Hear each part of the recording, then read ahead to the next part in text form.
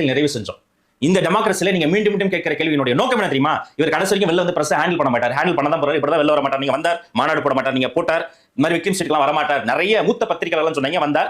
இதையும் நடக்கும்போது உங்க क्वेश्चनோட வேலிடிட்டி அப்ப இப்ப நான் என்னதான் பதில் சொன்னாலும் உங்களுக்கு திருப்தி வராது. ஏன்னா உங்களுக்கு திருப்தி நீங்க பதில் சொல்றீங்க அப்ப கிட்டத்தட்ட. தயவு செய்து நான் சொல்லாத எமோஷன்ஸே வாயில போடாது. அது தவறு. No no no. எனக்கு திருப்தி இல்லன்னு உங்களுக்கு தெரியுமா சார்? நீங்க அப்புறம் நான் திருப்பி நானும் வேற மாதிரி அன்பு தான் பாசத்துக்கு முன்னாடி தான் பாசம், பாசத்துக்கு முன்னாடி தான் பண்ணி.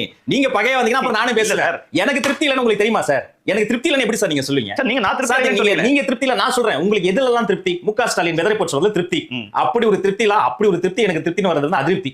உங்களுக்கு எதுல திருப்தி? வீட்டுக்கு விக்டிமிட்டிக்கு கடைசி வரைக்கும் வர மாட்டார், அது உங்களுக்கு திருப்தி. எனக்கு அது திருப்தியே கிடையாது. உங்களுக்கு எதுலலாம் திருப்தி? பிரஸ் மீட்டே சந்திச்சாலும் செட்டிங் கேள்வி மட்டுமே கேட்பாங்க. இந்த சம்பவம் நடந்த 48 மணி நேரம் பிரஸ்ல இத பத்தி காத்திரமா ஒருத்தர் கேள்வி கேட்டீங்களா? யாருமே கேள்வி கேட்கல. அது உங்களுக்கு திருப்தி? இப்படிப்பட்ட அநாகரிகமான, இப்படிப்பட்ட அடிமைத்தனமான, இப்படிப்பட்ட உங்களையா சொன்ன உங்களுக்கும் அது பொருந்தும். என்னை திருப்தி நீங்கள இதுல எதுலயுமே